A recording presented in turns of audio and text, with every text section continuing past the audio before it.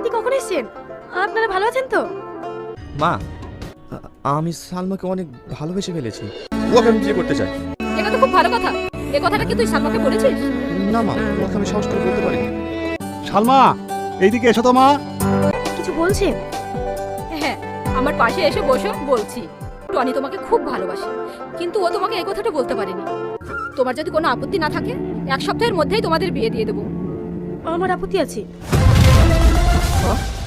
কিসের আপত্তি? না আসলে আন্টি, আমি আপনার ছেলেকে বিয়ে করতে চাই, কিন্তু 1 মাস পর। সালমা, তুমি একা একা ছাদে দাঁড়িয়ে কি হচ্ছ? কিছু না। এই, তুমি কান্না করছো? না না, কাঁদবো কেন? আমি ভাবছি তোমাদের বন্ধুত্ব নিয়ে। আমি একজন পাগলি, রাস্তায় রাস্তায় ঘুরে বেড়াতাম। তোমরা আমাকে নিয়ে এসে সুস্থ করে তুলেছে। তোমাদের এই ঋণ আমি জীবনেও শোধ করতে পারবো না। আরে তুমি এমন ভাবে বলছো কেন? আচ্ছা সালমা, তোমাকে একটা কথা বলবো, তুমি কি রাখবে? অবশ্যই রাখবো, বলো। আমি তোমাকে ভালোবাসি, তোমাকে বিয়ে করতে চাই। আমাদের বাড়ির সবাই রাজি।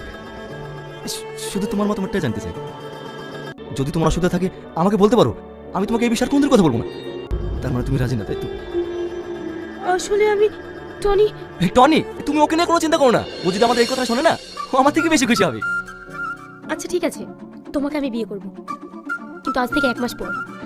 হ্যাঁ, তুমি সত্যি আমাকে বিয়ে করবা? আজ আমি ভীষণ খুশি। থামো, আমি এক করে টনিকে সুখবরটা জানিয়ে আসি। দাঁড়াও, আমার কিন্তু একটা শর্ত আছে। আমাদের বিয়ের আগে টনি কিন্তু যেন আমাদের বিয়ের কথাটা না জানতে পারে। আমরা দুজন মিলে ওকে সারপ্রাইজ দিব। জানো সালমা, আজ আমি ভীষণ খুশি, কারণ তোমার মতন মেয়েকে আমি আমার জীবন সঙ্গী হিসেবে পেতে চলেছি। কি হলো, তুমি কাঁদছো কেন? এত সত্যি আমার কপালে সইবে? কি আবার তুমি বলছো? তুমি হচ্ছে ভালো মেয়ে, তুমি সুখে থাকবে এটাই স্বাভাবিক। জানি না আমার কপালে কি আছে। মা, আমার ঘড়িটা কোথায় রেখেছো? পাচ্ছি না। এই তো, তোমার হাতেই তো ঘড়ি। তোমাকে আমি ঘড়ির জন্য ডাকিনি, আমাদের সম্পর্কটা মাকে জানিয়েছি। মা তোমাকে ভিডিও কলে দেখতে চেয়েছি। থামো, ভিডিও কলটা লাগাই। না না, এখন না, বিকালে কথা বলি। থাক, বলতে হবে না, আমি মানা করে দিচ্ছি। রাগ করো না প্লিজ, তুমি ফোন লাগাও, আমি কথা বলছি। সালমা, আসছি। তুমি মাকে ফোনটা লাগাও। টনি কি বলছে আমি শুনে আবার আসছি। কি ব্যাপার, আসতে তোমার এত লেট হলো কেন? ঘড়িটা খুঁজে পাচ্ছিলাম না, ওই জন্য একটু লেট হয়ে গেল। আচ্ছা ঠিক আছে, চলো। সালমা, চল, একটা জায়গায় যেতে হবে। কোথায় যাবি? আরে চল তো।